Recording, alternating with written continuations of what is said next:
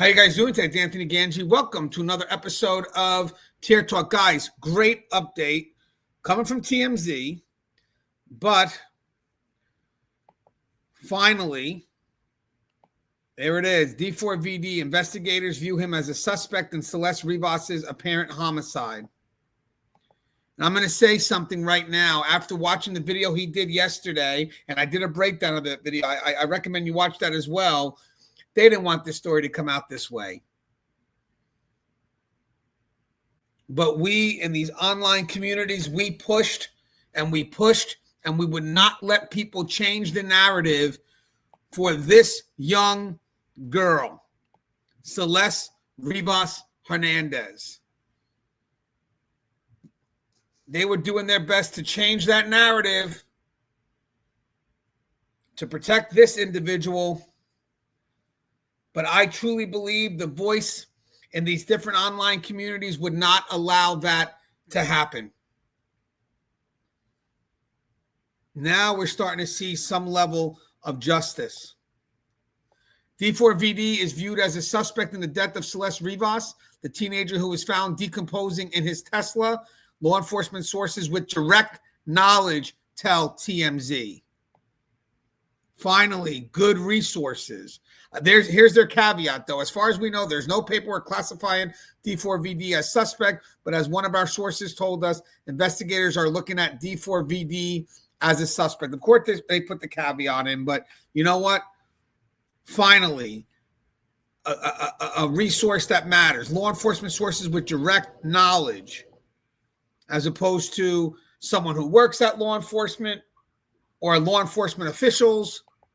Finally, someone with direct knowledge. We're also told they're viewing Celeste's death as a homicide, even though the medical examiner has yet to determine cause or manner of death. Investigators are still awaiting toxicology results. Okay, look at the caveat there. Always check the caveats. We're also told they're viewing Celeste's death as a homicide. That's from the investigators that have direct knowledge of the case. But of course, they put the caveat, even though the medical examiner has not yet determined cause of death or manner of death. They got to put that in there. But investigators are still waiting. We get it. This is what we thought right from the get-go. Again, these little statements here. But the main focus right now is right here. We're also told they're viewing Celeste's death as a homicide. That relates perfectly well with the direct knowledge right at the top. He's viewed as a suspect in the death of Celeste Rivas, and it's coming from law enforcement sources with direct knowledge.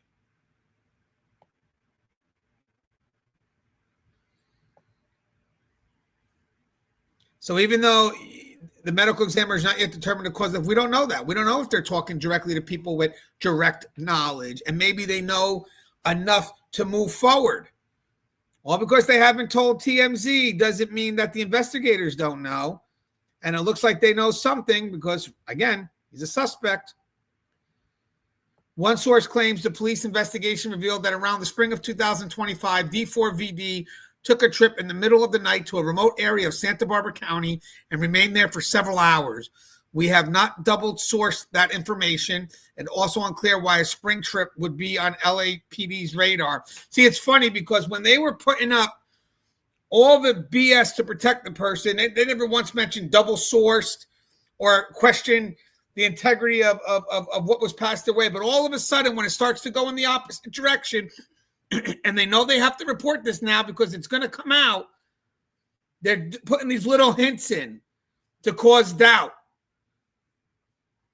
We have not been able to find a photo or video of Celeste since summer of 2024. And I don't know if that's accurate because the investigator, SF Investigate, said there was a photo of her that he had found in January of 2025. But again, one source claims the police investigation revealed that around the spring of 2025, David took a trip in the middle of the night to a remote area of Santa Barbara County and remained there for several hours. Well, it's funny because right before when they talked, the main source was a law enforcement person that had direct knowledge of the case. And as you further it down, they remove the strong source. They just say one source. I'm assuming that one source that gave them this information would still be maybe the same source that had direct knowledge of this investigation.